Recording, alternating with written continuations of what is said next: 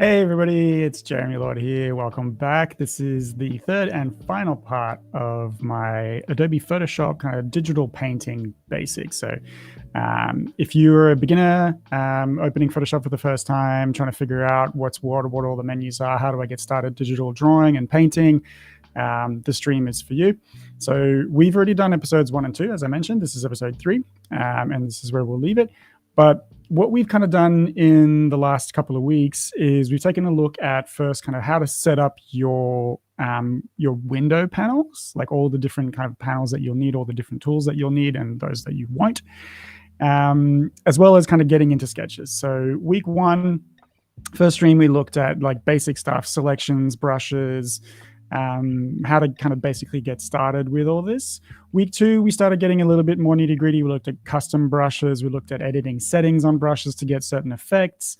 And we also kind of looked, and we finished with this last week, where we looked at kind of getting started with sketching. So, liquify tool, changing selections, custom kind of poses, all that kind of stuff using reference. And so what we're going to do this week is where the kind of the fun really lies, is we're basically going to go ahead and take this sketch and like make this out of it, right? Really adding a lot of color, getting that kind of drawing, that illustration to really pop off the page. That's where it's really at for me. And there's a range of different ways you could do that. As always in Photoshop, there's a million different ways you could do the same thing. There's not necessarily any right or wrong.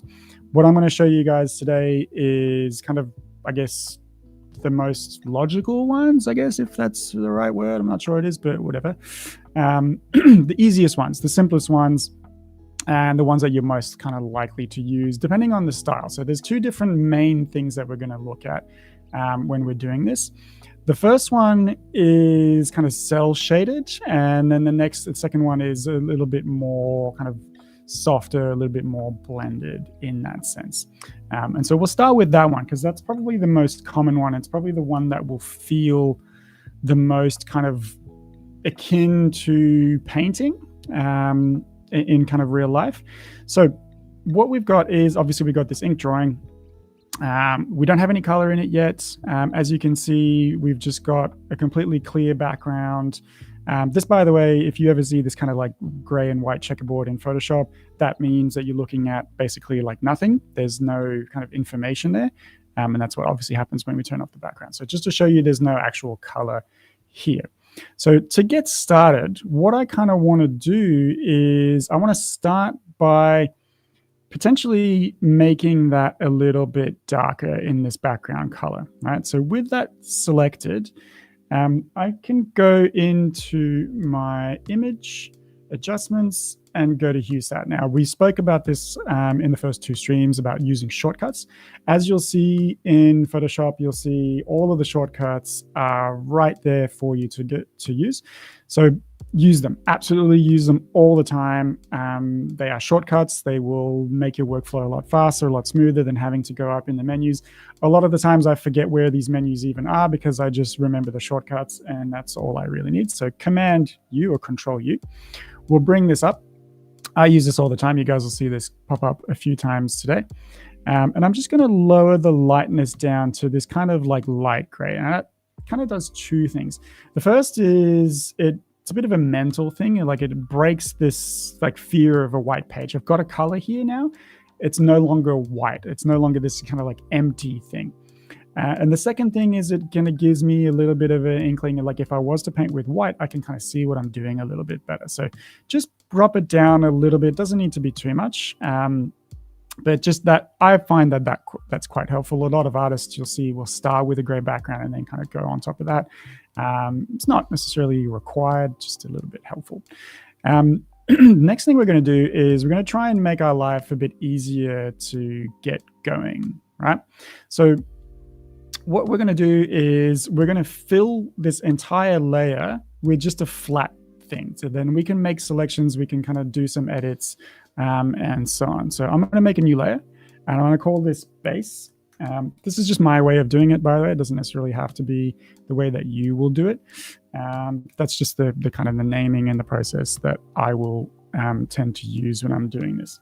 Then I'm going to zoom in. So Command plus and minus. Plus obviously zooms in. minus zooms out. That's control. Anything command on a Mac is control on a PC. And then I'm using my selection tool here. So I've got the lasso tool, polygon lasso tool, magnetic. We're not going to worry about either of these ones. We're just going to use the lasso tool. And what I can do is I can literally just draw in a rough selection here. So I'm going to do this quite roughly now, just in the interest of saving time. But obviously, you'd want to kind of spend a little bit more time doing this properly if you were doing this for real. But yeah, you can see I'm just kind of going along the inside or the kind of the middle of this outline and just selecting as I go there. If I've forgotten something, obviously I can just come back and do it, but just in the interest of you guys kind of, if you've messed up massively, for instance, like let's say you've gone off the rails or something, like bumped your elbow and you've got everything else perfect, but that's no good. Rather than having to undo that whole selection, you can add or take out of a selection if you need to. And you do that by holding down shift, and you'll see, I don't know if you can see that on my screen, but as I hold down shift, I get a little plus that gets added to my icon. And that means that I can start drawing a new selection, and that'll add to that selection. It doesn't need to be touching. It just needs to be held down shift while you're doing it. And then the opposite can happen if I hold down alt or option. You'll see my icon turns into like a little minus instead of a plus. So that will mean that I can draw and I will take out those selections. So if you ever make a mistake on something and you don't want to sacrifice the whole rest of your selection, you can just hold down option. You need to keep it held down as you're doing it.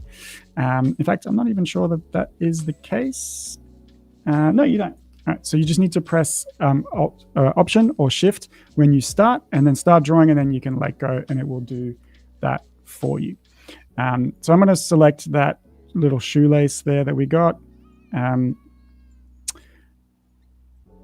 there we go. So I've gone out of the lines again. I'd do this a little bit more clean if I was doing this not on a kind of a time frame. But what I'm going to do now is I'm going to select in my colors here. I've got black and white selected. I'm going to double click on the black, and I'm going to go roughly to like a 50%. Doesn't need to be exact. You'll see this here. This like B black value will be 50, 51, whatever. Just somewhere in the middle. 51 will do just fine. Anywhere in between, kind of like halfway in between your pure black and pure white, sorry. Then I'm going to fill this. So shortcut for filling, which you probably won't see too many places, is option and command plus delete. So option, delete, fills with your foreground color. So I've got my selection active. Option, delete, fills that with a foreground color. If I hit command delete, it'll fill with my background color. So that's handy if you've got a background and a foreground. You can kind of swap between them really fast. Obviously, make sure you've got either one of those selected, because if you just hit delete, it's just going to delete that selection, and we don't want that. Then we can just do command D, and that'll deselect. And basically, we can then kind of go in and make the rest of our selections and kind of like take time. So this obviously would take a little bit of time depending on how complex your drawing is and how how your line work is looking, what you've kind of done and everything else. This would take, varying amounts of time, but it's going to be very helpful later on to do this, because it'll mean that we can kind of make selections a little bit more cleanly and accurately, a little bit faster, if you will. Okay, so let's jump ahead. And I've actually got a layer where I've done everything kind of finalized already. I'm going to hide this for now. And I'm going to bring this back into my kind of like 50% gray. So this just shows you guys, I kind of jumped ahead and showed you some basic bits of lighting, but this is my entire illustration selected with kind of that base color that we've got. What that's going to do is it's going to allow me to, again, make selections really, really quickly. So one of the ways I can do that is if I hold down command and click on the icon or the kind of the thumbnail, of that layer. If I click on that, you'll see it'll select everything that's active there. So it's a really nice way for me to be able to make some kind of selections and colors. So for instance, if I want to come in and bring in some kind of darker colors in here, I can do that quite quickly with my selection active, and it won't paint anywhere else than on my in my area that I've already kind of selected there. So that's one way to work with that and kind of make sure that you get that right selection going. Another way that you can do that is we can create what's called a clipping layer or a clipping mask. So both of those things kind of do the same thing, a little bit different. The principle here is that Photoshop, and in fact all kind of Adobe programs, work with this idea of destructive versus non-destructive workflow. It sounds kind of fancy and complicated, but it's something that you'll really need to kind of understand when we're talking about this. So for instance, let's say I'm going to make a new layer here, and I'm going to just draw whatever. I'm going to draw like a weird kind of blob shape and fill that in like so, right? And then, I don't know, let's say I want to kind of add or take away something out of it. So I could erase this and clear it out that way. So that has erased those pixels, yeah? And it's edited that shape to make it kind of more smooth or whatever it is that I might kind of be wanting there. But this is destructive. So I've actually deleted those pixels. Sure, I can undo that and bring it back. But if I have erased those pixels and then saved and closed and then come back the next day, reopen the file, I can't undo those things anymore, right? I can't go back infinitely in time. And especially even if I close a document, all those kind of, that history is reset. So that's quite destructive. I can't get them back. So what we can do is we can go down here in our layer panel and do put onto it what's called a layer mask. So this is a little bit funny. And one of the things that you'll see instantly happening here, let me just change my colors, foreground and background, to like a green and a red and a blue. Okay, so I've got a red and a blue color here. You can kind of see as soon as I pop a layer mask on that layer, watch what happens to my colors in the bottom left-hand corner is they will go automatically to black and white. So what a layer mask does is instead of erasing, it hides or reveals, right? So here I can come in with black, and so I've got this white thing that's added onto my layer here, which is called a layer mask. But if I come in and paint with my, I'm using the eraser, that's no good. We go. If I come in and paint with my brush here with black, you'll see that it will look like it's erasing, right? Like if I undo that, if I hide the background, you can see that that's see-through now. I've erased those pixels, so to speak. But what you'll also notice is that in my preview here, if I kind of draw a really, really big one, you'll see in the preview what's going to happen with that is that shape now appears there. So that's now basically masking anything that's under that black will be masked. If I now swap those colors and draw in, let's say I'm going to draw in something like this, right? I'm going to draw this like weird shape in here. I'm going to fill that again, Alt delete or Option delete. I'm going to fill that with white. That will then get re-revealed. So that's hiding those pixels, not deleting them, which is really crucial when you're working like this, because if I want that information back, I will have a much easier time doing so with that selected. What's going on here? All right, so now I can draw that shape back in. All right, so it's not deleted, it's been erased. Sorry, I had a little bit of a technical hiccup there for some reason. So yeah, so layer masks, get used to using them because they absolutely save lives. Okay, so how does that then apply to my particular kind of layer here?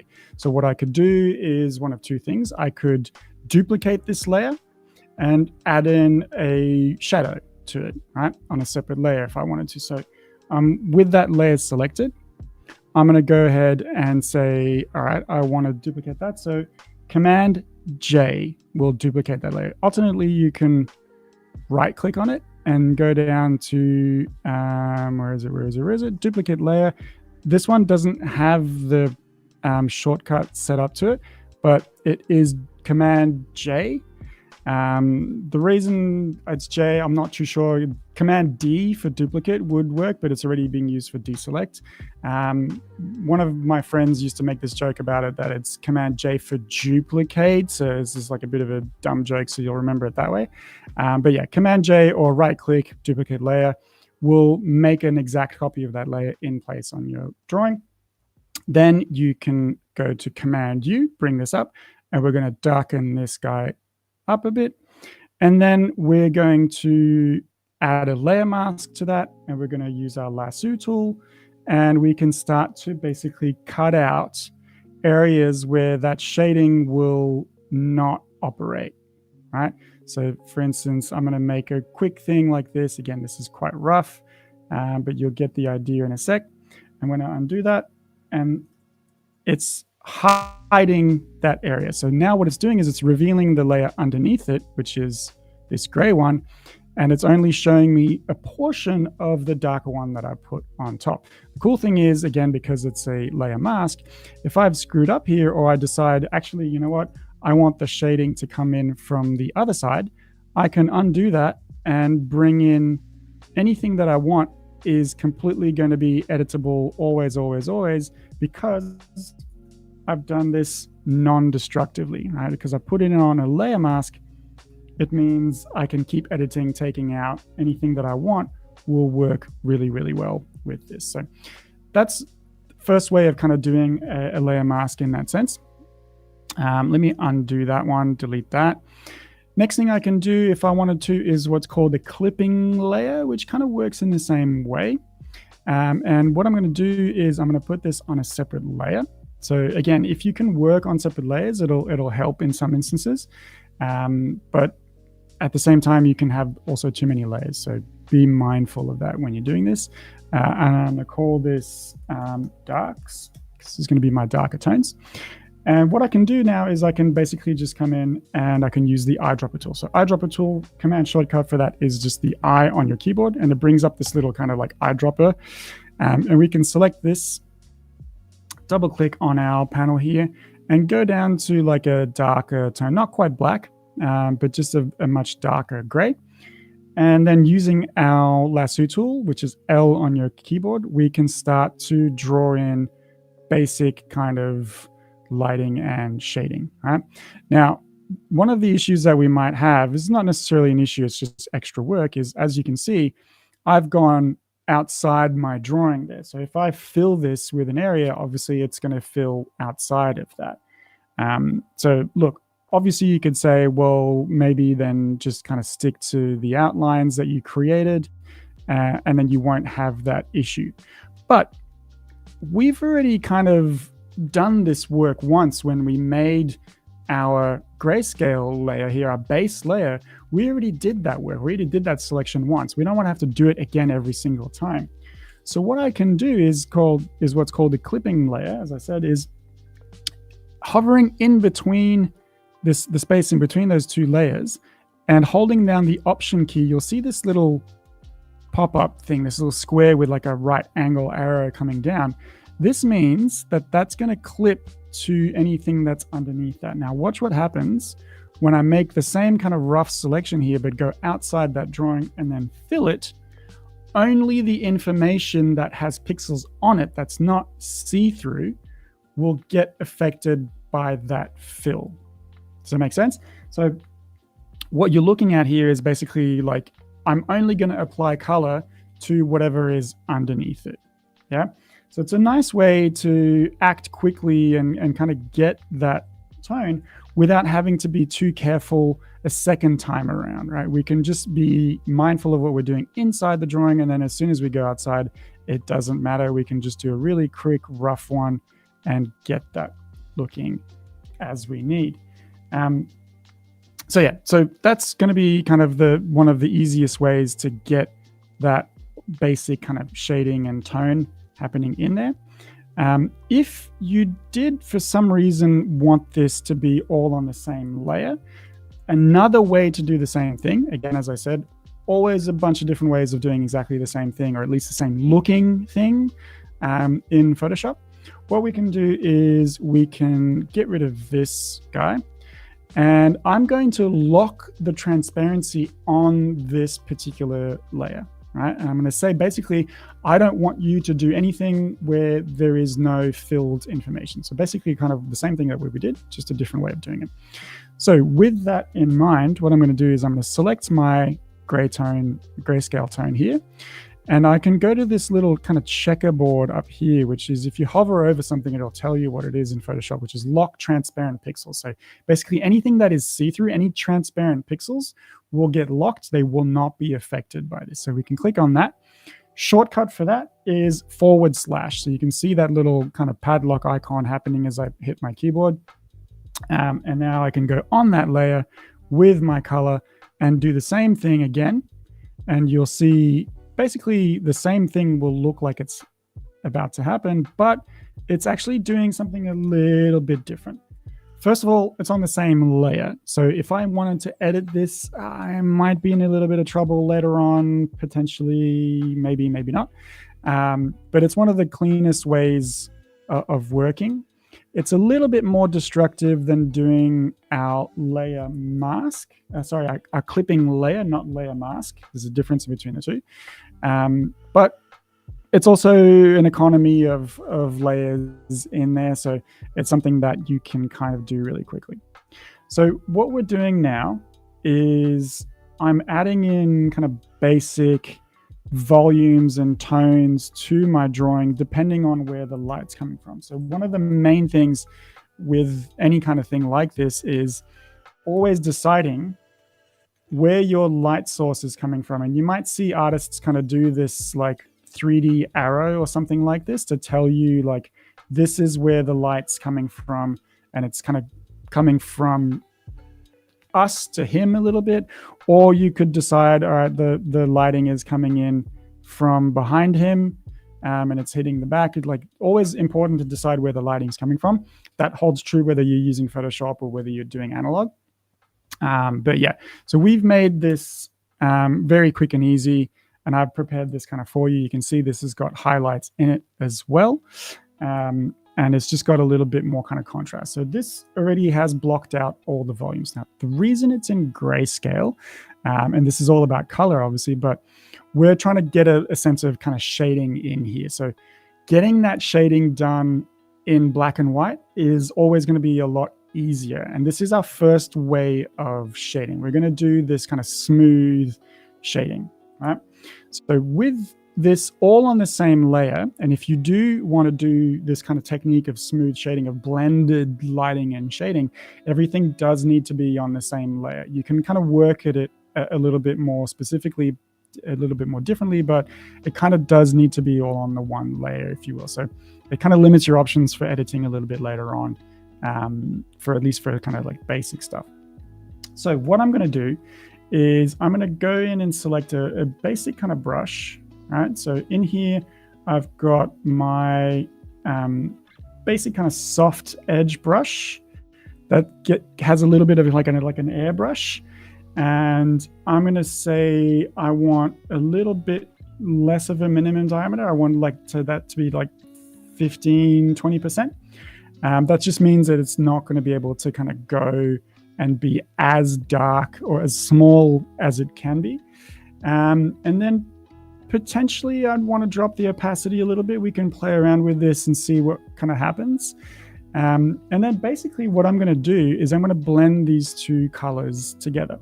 And how I'm going to do that is using my eyedropper tool without leaving the brush tool. So a lot of tools will have a second option if you hold down Shift or anything else.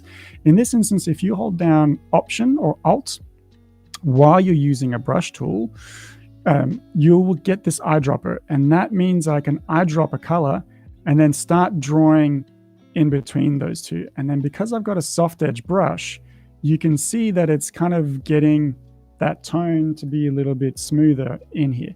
Now, obviously this would take a lot more time than what I'm doing now to get kind of looking nice and clean and to the effect that you want.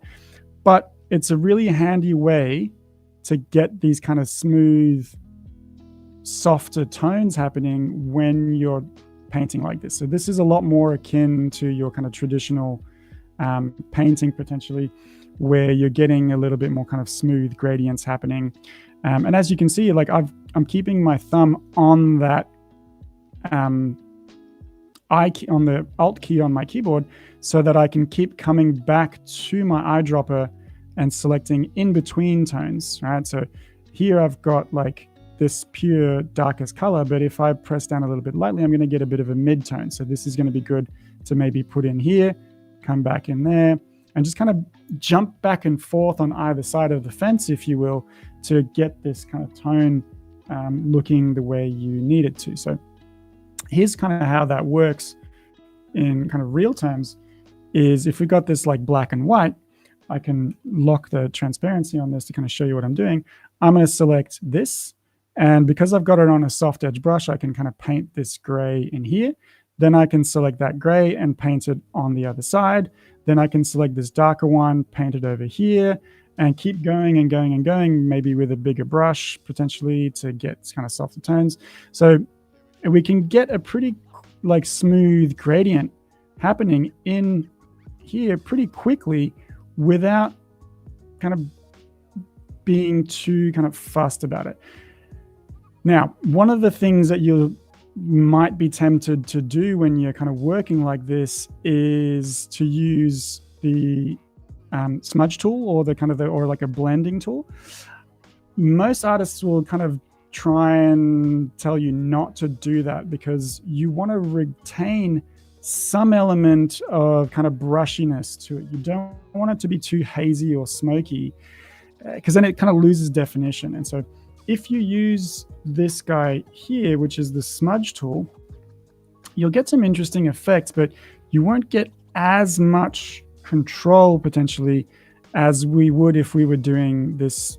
Potentially, maybe you could say this is the hard way or the slow way, but you're not getting as much control happening with this kind of smudge tool.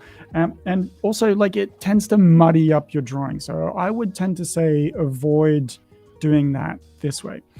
If you are super keen on getting something that does feel a little bit less kind of messy, or a little bit kind of cleaner in between here, and this is kind of taking too long, on bigger volumes, what we can do is we can make a selection. So let's say on the side of his head here, where this like lighting is going to come, we can kind of make a quick selection with my lasso tool.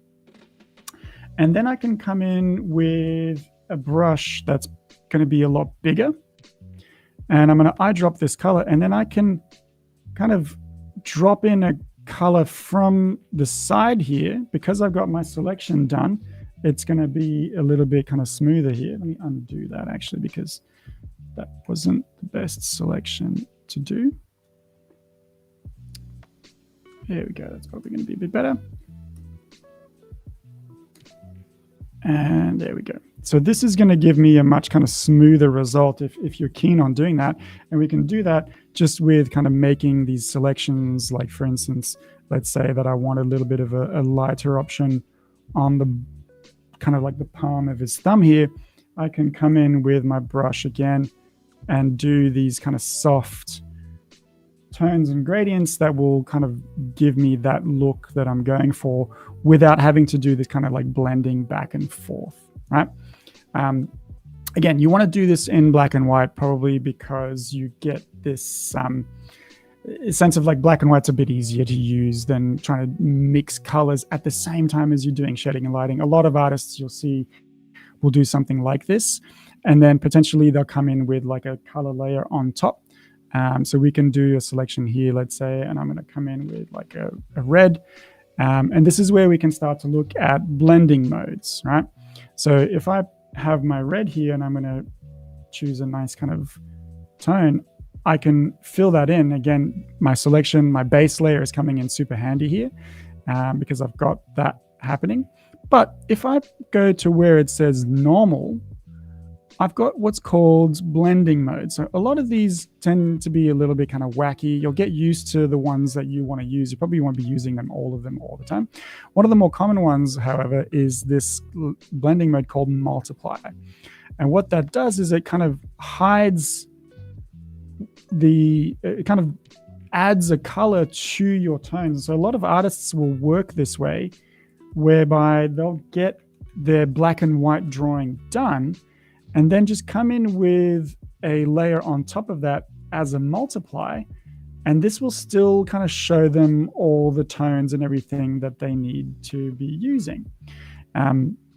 So it's a really handy way to work this way and still retain all that lighting information that you've put in here, but adding a little bit of color to it whilst you're doing it, right? And then if we can, I drop that color back in there and pop it back on multiply, and we can start to kind of draw. Now, again, because I'm doing this on a separate layer, it might be a good idea for me to clip that mask underneath it. As you can see, if I mess up, I can always just do it later and it will just stack that information on top of the layer that I just created and do that work for me. So it's a nice kind of clean, easy way to get your shading done and your coloring done in that way. So yeah, that will be a nice way to kind of do that. I like to work a little bit more kind of cell shaded. I don't necessarily tend to work a lot with these kind of softer tones and that. I like to work in that kind of anime style. So I do what's called cell shading. And basically what that means is instead of having these soft tones, I would just basically leave my drawing to where it is sitting right now, which is in this kind of stage of very clean cut, if potentially a little bit kind of rougher outlines, and work in that way with that. Right? If that's the case, I probably don't really need to apply that kind of black and white thing. And so how I like to work is basically like this. So let's go in and grab my colors. And I've got this basic tone, right? So this now lets me kind of talk a little bit about kind of, I guess, color theory and how do you color. So I've got this little Spider-Man Miles Morales character. And how a lot of these characters work, if you think about most of your superhero characters, the design of that character is actually really done well in terms of color, whether that's Wolverine, Spider-Man, regular Spider-Man, like red, white, and blue Spider-Man, Superman, probably not Batman so much because that's just mostly just all black. But what we've got is this kind of rule of thumb with color where we're doing what's called 60-30-10. And that refers to percentages of color. So 60% of the image will be similar tones on the side of the color. Now, it doesn't necessarily need to mean the same exact color, right? It can be like these kind of blues, if you will, right? So here in this instance, the jacket, the shorts, and probably his suit underneath that are probably all fitting in that 60%. And they make up 60% of the color of this image. Then we've got red that's coming in. That's 30% of the image. And then we've got the white of the shoes and the eyes to make up this 10%. And this 10% is kind of like the little mustard kick or the little kind of pickup of that kind of just brings a little bit of extra contrast. Now, this is a really good way to work if you're not too sure about how colors work, because there's infinite color combinations that you could do when you're doing something like this.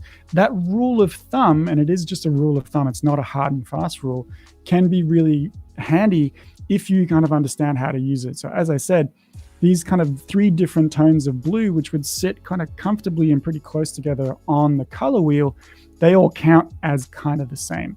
So I've used a bit of a reference, obviously, to get something like this. I've edited it a little bit. So whenever you're doing, reference or character work, it's good to look at what the character actually looks like as well.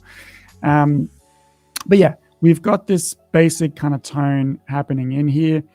And all of those colors are sitting, as you can see, on the same layer. Mostly because I don't really need to edit them. Often if I'm working, I'll tend to kind of mess around with these and put them all on different layers just so I can edit them a little bit more easily. So for instance, if I'm not too sure that I wanted the red to be that color, I could edit it a little bit more easily. As it stands, I can use my magic wand tool, which sits underneath my lasso tool, is this little magic wand icon, and click on the red, and it'll select everything that's that color. And then I can right click on that selection and say, grab everything that's similar to this. So it's grabbed everything that's similar, not necessarily exactly the same, it's just similar colors. And then I can do Command H, which will hide that, and then Command U. And now I can mess around with the slider in here and, you know, change the colors. Obviously, I'm not doing that because I need to respect what the character looks like.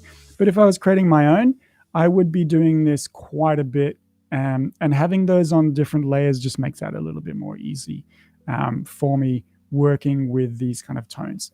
But that's all fine and good. So we've got our base colors. Then we're going to add in a particular tone. So here you can see I've added in a shade, and I've added that on a multiply layer. So if I put this on normal, I've got this kind of purple, kind of pinky purple color. If I put this on multiply, what you can see is it changes the color based on whatever color is underneath it, which is really handy to have in that sense. So that's a really kind of easy way for me to add some shading in here. Then I can add in some highlights again on a separate layer, right? And it's always good to name your layers. Now this one is put on a divide layer. So you could keep this on normal. As you can see, this is now a yellow kind of highlight, which like still works. It just looks like there's a big kind of yellow street lamp or something happening next to him up here, but still would potentially work. But because I'm looking for that kind of Spider-Man multiverse kind of style world, there's a lot of colors happening. There's a lot of kind of color distortion. I've actually set this, and to be honest, what I've done when I've done this is I've just kind of gone down this list and kind of stopped whenever I got a good result, which tends to happen when I'm kind of doing this, and I don't necessarily know what each and every single one of them does, but I can kind of stop when I'm happy. It's like, yeah, that doesn't look too bad. I'm getting a nice little kind of mid-tone in between where there's an overlap in between my highlights and my shadows. I'm getting a little bit of variation happening. It's not all the same block color, which is kind of what I want for this style of illustration. And again, that's all applied with just basic cell shading, using my lasso tool to get this kind of impact and these nice kind of clean graphic lines. So again, this doesn't necessarily apply to everything, but you could achieve the same results using a softer brush and just kind of messing around with that. In fact, you probably get more variation in there using those brushes. And then I like to do what's called a bounce light or a rim light, just to add in that kind of like pop of neon. And as you can see here, that's just on a normal layer. But I've kind of edited a little bit just to give a little bit of kind of yellow and green happening in there. That needs to be there for like kind of color purposes. But again, if I press my Command U to bring up this panel in here, I can change that and kind of, you know, make it a different lighting source. But you want to retain a little bit of contrast. Because my image is already kind of red and blue overall, I want something else to kind of pop and pick that up. So this doesn't work as much, right? Like if I zoom out, it doesn't create as much definition. The image becomes a little bit difficult to read. Having this green and yellow or something that's really going to pop means you can kind of read the volumes again a little bit better. So yeah, that's the basic kind of look at how we would kind of add these colors in. And then it's just a matter again of me adding in some detail, right? So what I've got here, as you can see, is I've got this one. And what I've done to him is, if you look at that, originally, obviously, when I'm drawing it, it's like this. But I've locked the transparency, so / I've locked the transparency on that. I've picked a kind of a nice Kyle's manga brush. We looked at those in last week's episode. So I've got a nice kind of half-tone brush, and I can come in with a kind of a pink here, this green, and I can add in a little bit of a texture. So that brush has that texture built in, but if I go in here and load the texture, because my dots are a little bit too small, I can actually increase the size and scale of that texture all the way up to this, and that will give me a little bit more of a result. But again, because I've locked the transparency on that layer, it's only applying to that particular one. Then what I've done is I've taken this guy and Command J, so duplicated it, gone to the layer underneath it. I can hide this one, Command U, brings this up, and I'm going to drop this all the way down to black. Or I could also just lock it and pick a different color. So like a darker kind of purpley color like that. Option delete will fill. And then Command T, and holding down again, we looked at this in our stream on week 1, I think it was, week 2 maybe, and kind of distort that and add a little bit of a kind of like a shadow, but not perfect shadow, get a little bit of kind of distortion happening in there on that particular text. So that's how that one is done. So we got all that happening nice and clean, but we need a little bit of a background. And so my background now does this kind of thing. So here you can see I've got a bunch of different things happening in here. First of all, I've got this shape that I created like that, right? So that's just a big yellow shape, and I've used a lasso tool, but I've used my polygon lasso tool. So that will kind of create this straight edge selections like this instead of having to draw them manually. So I'm just using that to get, again this kind of like graphic look. Then I'm duplicating them, same thing I did with the text, right? And just changing the colors and then distorting them to get this kind of like color distortion effect. Then, because I wanted this kind of like portal, like it's multiverse, so he's come through a portal in time. I wanted the city, kind of very basic graphic city, to happen behind him, but only inside the portal. So if you look at that, what that looks like is it's actually, the layer goes way beyond that. But because I've held down my Option key, I put it as a layer, a clipping layer on top of that. It only impacts the layer directly underneath it, which is this yellow one. Right, so that's happening there. Then I've also kind of gone in and get this like effect on here. What I've done is, if I show you guys this, for instance, like so, whoops. If I've got that layer information in there like so, I can actually lock the transparency, come in with a darker tone, and go to my gradient tool, which is a really good way to get some information in there as well. Now, the gradient tool will have a range of different settings. You can see I've got a bunch in there. The main one we're after is, instead of foreground to background, we want this one here, foreground to transparent. And that will allow me to add in a bit of like almost like a shading like we did with our brush tool originally, but only applied to those buildings. So that's a kind of how I've done this kind of creeping shadow that's coming up here, that's coming up that building, but only that building. Lock the transparency, take a gradient, do it that way. And then that's basically it. And that kind of all comes together. And there's a range of different things that I could do to this now when I'm kind of finished with it. Just so happens I am happy with the colors, but here's a couple of different options that you could do just quickly before we wrap to edit those colors, again, non-destructively, right? So I'm going to go into here next to my layer mask and go into my adjustments, right? So I'm going to add an adjustment on here, this little circle kind of cut in half. And I'm going to go in and say, I want a hue saturation adjustment on top of this. So this panel, you remember seeing when we were bringing up the hue saturation Command U.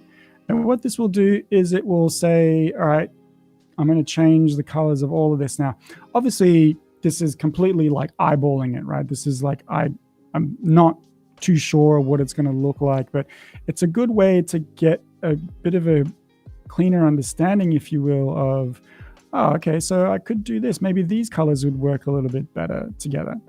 Now, what you'll also notice is that this comes with a layer mask as well, which means that I can select areas of this that will be affected by it or not. So I can get a kind of like a cool impact effect here. And this is going to make my illustration really wacky and a little bit difficult to read.